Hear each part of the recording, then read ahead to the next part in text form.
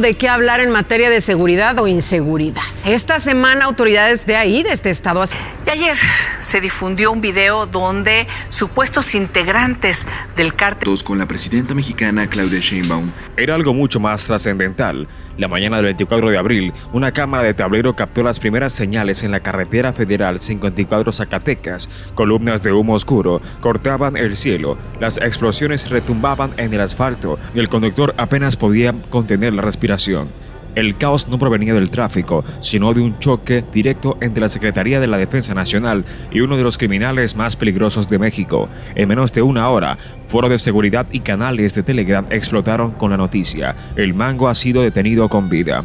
Pero, ¿quién era este Mango? No era un sicario cualquiera, sino el cerebro detrás del corredor estratégico de armas que conectaba Michoacán con la frontera de norte. Había caído en manos de las autoridades.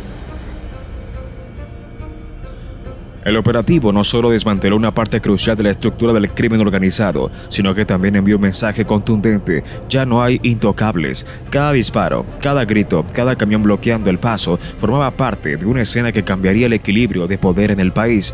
Pero, ¿encontraron exactamente las fuerzas especiales en este convoy intersectado? La verdadera magnitud del golpe apenas comenzaba a desvelarse.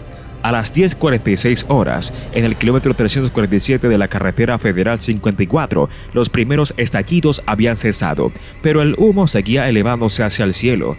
Fue entonces cuando los soldados comenzaron a abrir los camiones blindados. En el primer vehículo, bajo una doble capa de acero, hallaron una cifra que heló la sangre de todos: 5.6 toneladas de metanfetamina de alta pureza, compactada en bloques poliméricos. Cada bloque pesaba 25 kilos, cuidadosamente envuelto en capas antirradiación para eludir los escáneres de aduanas.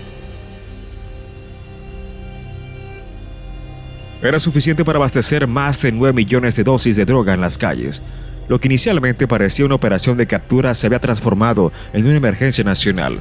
A las 11:03 horas, al inspeccionar al segundo camión, los peritos descubrieron compartimentos sellados con nitrógeno líquido. Cuando lograron abrirlos, una nueva pesadilla salió a la luz: $600 millones estadounidenses, clasificados y organizados en fajos de $10 cada uno, distribuidos en 18 bloques ocultos. La suma representaba el presupuesto anual de varias alcaldías medianas en México. A las 11:27 horas, el tercer camión reveló su verdadera naturaleza. Lo que parecía ser un vehículo de carga común resultó ser una auténtica caja sorpresa.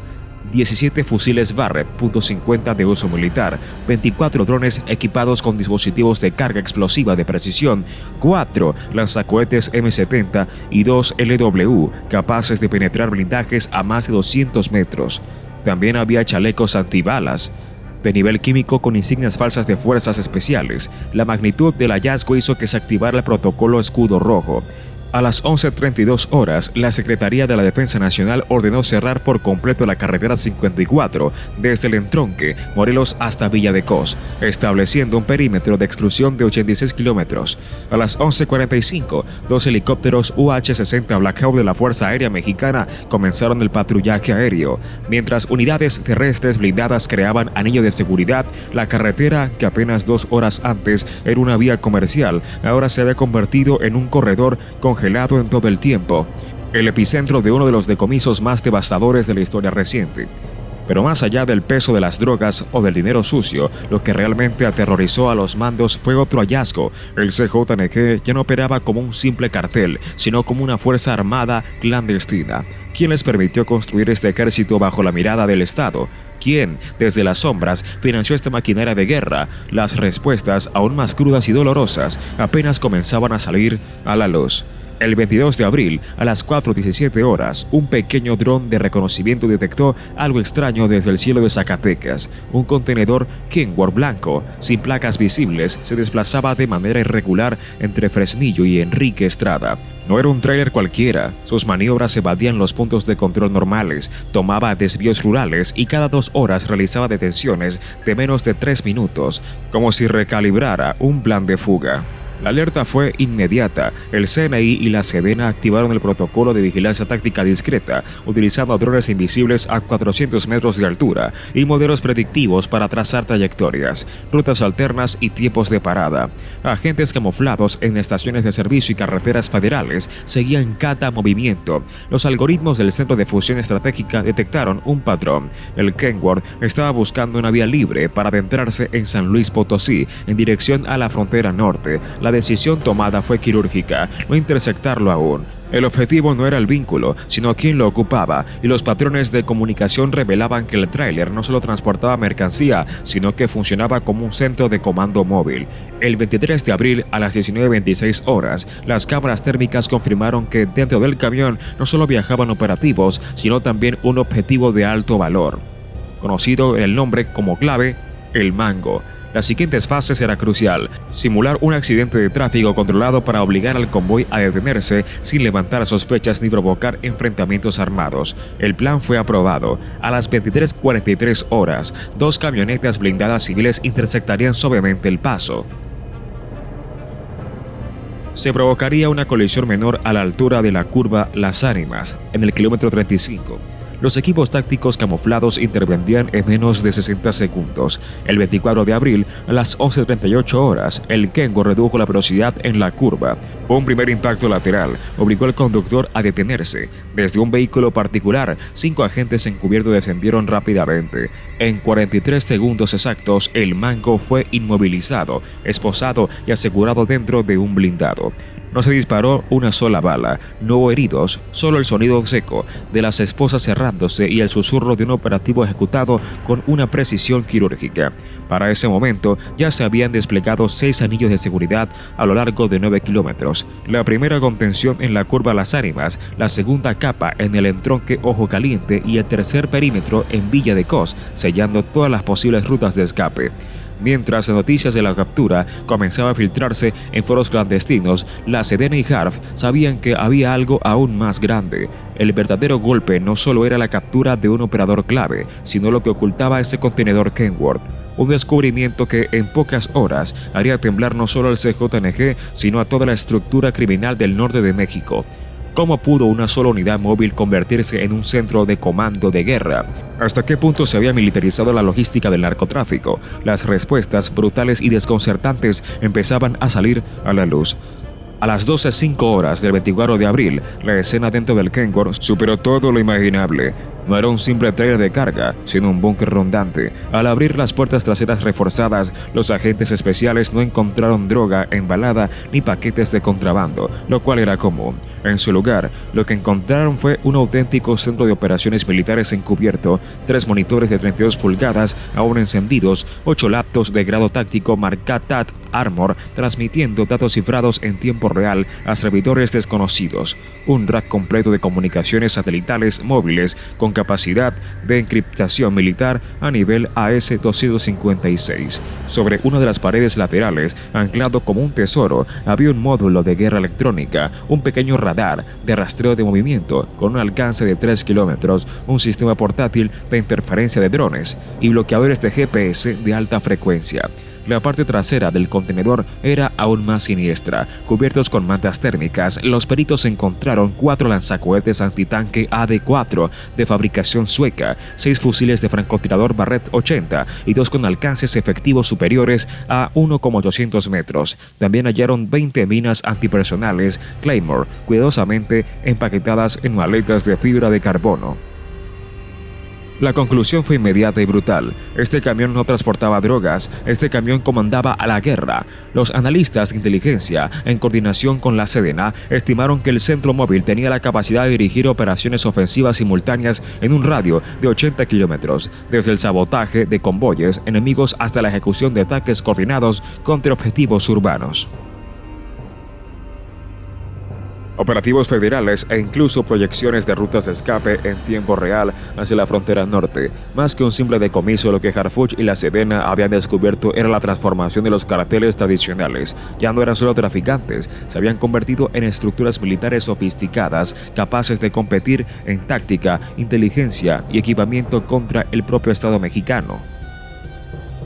Apenas 72 horas antes, este búnker rondante circulaba libremente por carreteras nacionales, invisible ante miles de ojos, camuflado bajo la apariencia inofensiva de un contenedor más. Una evidencia más de cómo la indiferencia institucional y las brechas de seguridad pueden incubar monstruos en pleno territorio nacional. ¿Qué hubiera pasado si no se hubiera detenido? ¿Cuántas emboscadas? ¿Cuántos atentados? ¿Cuántos pueblos habrían sido sacrificados en silencio? La respuesta estremeció a todos los niveles de mando. México ya no estaba enfrentando un crimen organizado tradicional, estaba, sin saberlo, luchando contra ejércitos privados en plena evolución.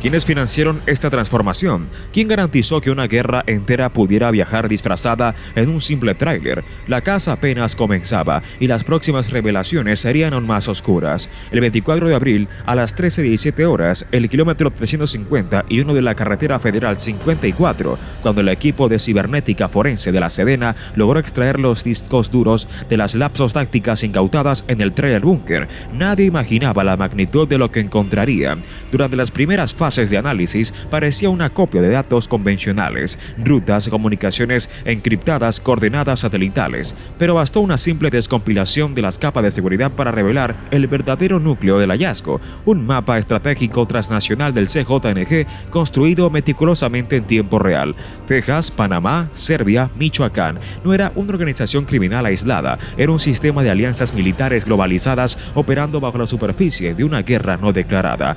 A las 13:45 horas, la primera alerta emergió del módulo Fénix TX-3 de la laptop principal. Allí, entre códigos y líneas de coordenadas, se escondía el primer vértice del Triángulo Negro. Texas, nodos de abastecimiento de armas automáticas, municiones de alto calibre y accesorios militares de uso restringido. Documentos internos mostraban compras de fusiles automáticos AR-15 modificados, piezas de conversión para disparo automático, dispositivos de visión nocturna de grado militar, todo adquirido a través de corredores fantasmas en McAllen, Brownsville y El Paso.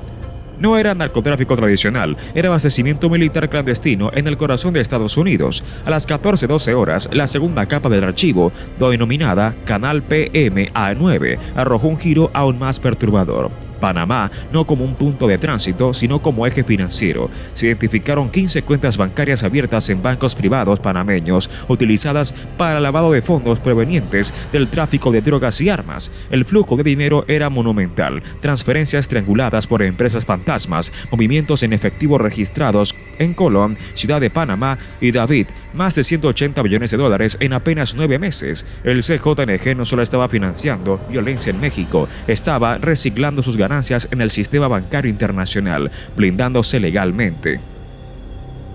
A las 14:36 horas, la tercera revelación rompió el aliento de todos en el centro de mando, Operación Tundra. Servía como centro de adiestramiento paramilitar. Entre los documentos adjuntos se hallaron contratos apócrifos, asesorías privadas y registros de entrenamiento en campos clandestinos ubicados en las afueras de Belgrado y Niš. Ahí, grupos de operadores del CJNG recibían capacitación de tácticas de guerrilla urbana, uso de explosivos improvisados, intervención de comunicaciones y guerra electrónica. Imágenes satelitales extraídas de los discos duros mostraban instalaciones camufladas entre bosques, con campos de tiro, torres de control y vehículos militares ligeros estacionados. ¿Quién financió este salto cualitativo? ¿Quién permitió que un cartel mexicano transformara sicarios en unidades de asalto especializadas? A las 15:08 horas, la conexión final cerró el círculo. Michoacán, el núcleo de mando operativo. Desde municipios como Apatzingán, Lázaro Cárdenas y Buenavista, Tomatlán, se coordinaban diariamente el flujo de armas, drogas y personal a lo largo del país. Cada laptop contenía registros de puestos de control secretos, rutas de tránsito aseguradas por células locales y planes de expansión hacia Guanajuato y Jalisco. El modelo no era improvisado, era un esquema militar de zona controlada, copiado y adaptado de manuales de guerra irregular. A las 15:30 horas, la conclusión era devastadora. El CJNG había dejado atrás la era del narcotráfico callejero y había evolucionado a una red armada multinacional con presencia activa en 3 continentes y capacidad logística para intervenir en zonas de conflicto.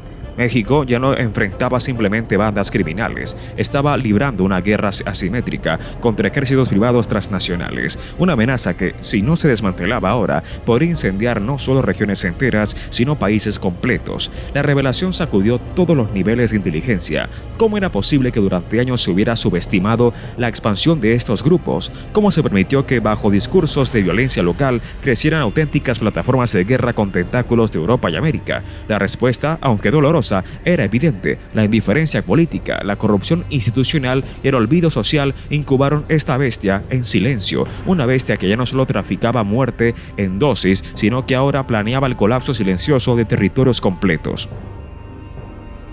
A las 16 horas, en la sala de crisis del Centro Nacional de Inteligencia, Harfuch proyectó datos sobre las paredes. No habló de inmediato. Solo tras varios minutos de tenso silencio, pronunció: no es solo un operativo, no es solo un decomiso. Hoy hemos abierto una puerta y al otro lado no hay criminales comunes. Al otro lado hay ejércitos esperando. Pero ¿cómo respondería el CJNG tras este golpe devastador? ¿Hasta dónde llegaría su contraataque? Las primeras señales, aún más aterradoras, no tardarían en aparecer. El 24 de abril, a las 18:22 horas, en Apatzingán, Michoacán, la reacción no se hizo esperar. Mientras los medios nacionales apenas procesaban la captura del Mango, el CJNG ya estaba escribiendo su propia respuesta. Desde el cielo nocturno, 2 drones improvisados cargados con explosivos y metralla artesanal descendieron como espectros sobre la Comandancia Regional de Policía. A las 18:23 horas, la primera explosión sacudió el aire. A las 18:27 horas, la segunda explosión. El estruendo se sintió a 5 cuadras a la redonda. Ventanas rotas, alarmas desatadas, una patrulla reducida a chatarra humeante. Milagrosamente no hubo muertos, pero el mensaje era claro: la guerra apenas comenzaba. Pocos minutos después, en las calles de Tepalcatepec, Buenavista y Aguililla, comenzaron a circular panfletos impresos en papel blanco, con letras grandes, rojas y agresivas. La guerra apenas comienza, cada acción tiene su reacción. El CJNG no se arrodilla. A las 19:10 horas, la alerta de seguridad subió a nivel 4 en todo el Bajío. Se ordenó el cierre inmediato de 143 escuelas públicas en Michoacán y Jalisco, la suspensión del transporte interurbano entre Apatzingán y Uruapan y el bloqueo de accesos en las carreteras 37D y 14D, con retenes de emergencia. En menos de 3 horas, el sur de Zacatecas, Michoacán y parte de Guanajuato se convirtieron en un tablero de guerra activo, calles vacías, comercios cerrados, sirenas aullando a lo lejos. A las 19:45 horas, una tercera amenaza se materializó. Reportes de avistamientos de drones armados sobrevolando puntos críticos como La Piedad, Cotija y el entronque de Zamora. No eran simples actos de desesperación, era una estrategia de terror sincronizada, diseñada para paralizar a la población civil y enviar un mensaje de fuerza. Podrán capturar a un hombre, pero no capturarán a la organización. El CJNG había comprendido una verdad brutal: perder al Mango y su centro de mando. El objetivo era un golpe devastador y, como todo ser herido, eligió responder atacando. ¿Hasta qué punto estaban dispuestos a escalar la violencia? ¿Hasta qué grado las estructuras civiles quedarían atrapadas en medio de esta guerra invisible? Las horas siguientes serían clave, ya que mientras el temor se propagaba como pólvora en el Bajío, Harf ya se preparaba para la contraofensiva que alteraría el panorama. El 24 de abril, a las 22:15 horas, en Zamora, Michoacán, mientras el pánico se extendía como un virus por las calles, Harf, aprovechando la oscuridad, ordenó mover el centro de operaciones tácticas a un sitio inesperado, la misma Zamora, uno de los puntos estratégicos del Bajío. Allí, en un edificio confiscado de la antigua policía municipal que había permanecido abandonado durante años, se instaló el centro de mando avanzado. El amanecer no dejaba espacio para protocolos ni ceremonias, solo una consigna: neutralizar la amenaza. La estrategia fue nombrada como corte total y su principio era sencillo y brutal. No se trataba de perseguir sicarios aislados, ni de proteger rutas, ni de resistir ataques dispersos. La meta era cortar de raíz toda la infraestructura logística. A las 00:30 horas del 25 de abril, el plan se activó. Se identificaron mediante geolocalización 23 centros de abastecimiento logístico en Apatzingán, Buenavista, Zamora y Zaguayo. Se lanzó un ataque con drones de combate modelo Hermes 450-800 MX, equipados con cámaras térmicas y microcargas de precisión. La eliminación progresiva de puntos estratégicos fue clara: destrucción de almacenes de munición, casa de seguridad y talleres de modificación de vehículos blindados. Por primera vez en esta guerra irregular, la prioridad no era controlar el terreno a pie, sino asfixiar al enemigo desde el aire, reduciendo los riesgos para las fuerzas terrestres y evitando el colapso social en los pueblos cercanos. En menos de 6 horas, los resultados fueron contundentes: destrucción confirmada de 12 centros logísticos, neutralización de 4 convoyes antes de que pudiera reagruparse, a interrupción total de las líneas de suministro en el corredor Palcatepec-Zamora. A las 2:45 horas, mientras los drones patrullaban el área, los informes llegaban en tiempo real: explosiones controladas, incendios en depósitos de armas y desactivación de antenas ilegales de comunicación que el CJNG había instalado en torres de telefonía pública. El ataque no solo fue táctico, sino psicológico. Por primera vez en meses, los operativos del cartel se encontraron incapaces de coordinar una respuesta efectiva. Su comunicación intersectada revelaron pánico. Nos cortaron todas las rutas. No hay refuerzos, no hay salida. Estamos ciegos y sordos. Mientras tanto, en las calles de Zamora, las escuelas cerradas y los negocios atrincherados comenzaron a recibir las primeras señales de alivio. El estruendo de los drones en el cielo ya no representaba una amenaza. Esta vez significaba resistencia activa. Significa que el Estado estaba recuperando el control. Pero Harp sabía que un solo corte no bastaría. Sabía que el CJNG no caería de un solo golpe. La siguiente fase de la operación sería aún más implacable: asegurar que no quedara ni un solo cable, ni una sola bala, ni un solo dólar en manos del enemigo. ¿Podría México realmente amputar el sistema nervioso de uno de los carteles más poderosos de su historia? La respuesta se escribiría en las horas siguientes y la historia sería feroz. La primera evaluación estratégica llegó al amanecer. El 90% del sistema logístico del Mango había sido desmantelado. Las cifras eran contundentes, que parecían casi irreales: 21 centros de abastecimiento neutralizados, 14 rutas de tráfico cortadas, más de 50 operadores de enlace capturados o dispersos en acciones simultáneas. El flujo de metanfetaminas, armamento y dinero en efectivo desde los núcleos rurales en Michoacán hacia los corredores industriales del Bajío había quedado completamente interrumpido. En menos de 36 horas, el impacto fue inmediato y devastador. En Uruapan, las células locales abandonaron apresuradamente las casas de seguridad, dejando atrás cargamentos incompletos. En Apatzingán, los intermediarios financieros suspendieron todas las operaciones de transferencia ilícita. En Zamora, el mercado negro de armas cayó en un silencio abrupto. La red logística que el Mango había construido durante más de 4 años se desplomó en menos de 2 días. No fue solo un golpe militar, sino un terremoto estructural en el núcleo del crimen organizado. Por primera vez en una década, las rutas del abastecimiento del CJNG en la región fueron sofocadas desde la raíz, sin necesidad de una guerra prolongada y abierta. Pero en los pasillos del centro de mando Amanecer surgió una nueva preocupación. ¿Un monstruo herido muere o se fragmenta? La respuesta resultaría ser aún más compleja de lo esperado.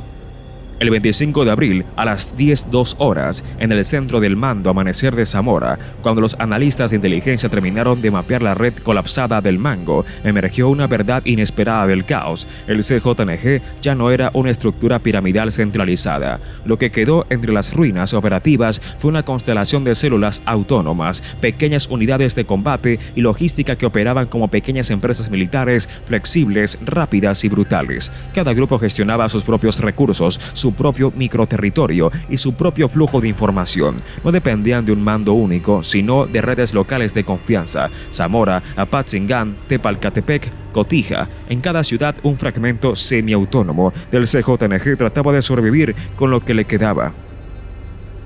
Este nuevo modelo tenía una ventaja clara: dificultaba la aniquilación total. Sin embargo, también presentaba una debilidad fatal. Al aislarse financiera y operativamente, cada célula se volvía más vulnerable a la fragmentación y la neutralización selectiva. Una operación quirúrgica bien dirigida ahora podía eliminar células enteras sin necesidad de librar guerras abiertas y prolongadas. El monstruo seguía vivo, pero ahora era un enjambre disperso, expuesto, dividido y finalmente alcanzable. ¿Aprovecharía México esta ventana estratégica única? ¿O, como en tantas ocasiones anteriores, dejaría que el enemigo mutara una vez más? La próxima jugada no permitía errores. El 25 de abril, a las 13:58 horas, en la sala de inteligencia Amanecer de Zamora, Michoacán, cuando los equipos de cibernética cruzaron los últimos metadatos de las laptops tácticas incautadas al Mango, surgió una anomalía alarmante, un flujo de datos dirigido hacia el norte, más allá de cualquier frontera esperada. La señal no era común, no viajaba a través de VPNs ni de redes convencionales de tráfico clandestino. Era un eco satelital encriptado que, al ser rastreado, condujo a un destino insólito: Tampa, Florida, Estados Unidos. Allí, en las coordenadas de una instalación de comunicaciones privada cerca de la base aérea MacDill, se identificó actividad sospechosa, tráfico irregular de paquetes de datos enviados en ráfagas cifradas intercaladas entre transmisiones legítimas. Pero la revelación más perturbadora no fue la ubicación, sino el método. Los especialistas denominaron esta técnica como Human Relay Logistics, un modelo de comunicación donde el comportamiento humano y no los dispositivos electrónicos se convierte en la señal. Así funcionaba: un conductor que se detiene durante exactamente 47 segundos en un punto designado, un repartidor que entrega dos paquetes idénticos en destinos diferentes, un comprador que realiza una transferencia de $13.37 a una cuenta específica. Cada movimiento, cada pausa, cada intercambio sutil no era una casualidad. Era un paquete de datos humano que, al ser observado por otros operadores, activaba instrucciones codificadas, un sistema imposible de interceptar por medios tradicionales, porque no había nada digital que romper, solo actos cotidianos que, en realidad, eran eslabones de una cadena clandestina.